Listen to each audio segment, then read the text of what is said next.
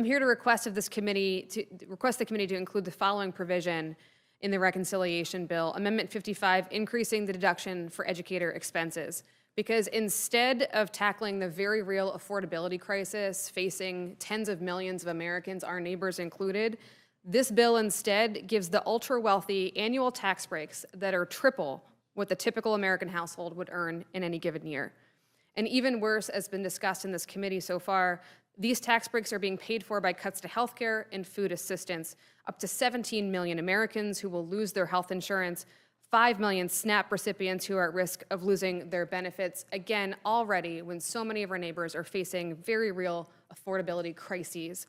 I'd also want to add that I represent 44,000 federal employees in my district and 2 to 3 times that in contractors, thousands of which have lost their livelihoods after decades of service to this nation. They don't know what health insurance looks like next. They don't know how to put food on their tables. They rely on Medicaid expansion and food banks simply to feed their families and keep their families healthy. And I ask us to just think about those folks as well today. And I sincerely plead with my Republican colleagues to reconsider these measures. But if we're giving away tax breaks, I'd ask you to consider one more. If you want to invest in American competitiveness and our national security, start with the children and their ability to thrive. Start with our teachers who reach into their own pockets to pay for school supplies for those very children.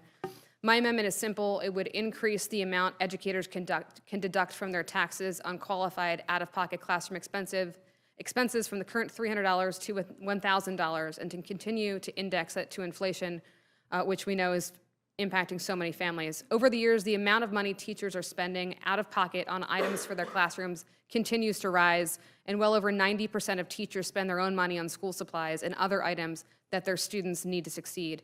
On average, teachers can spend $820 out of pocket on school supplies. If you reject all of the common sense amendments we bring to you today, I would encourage my Republican colleagues again to reject this harmful bill.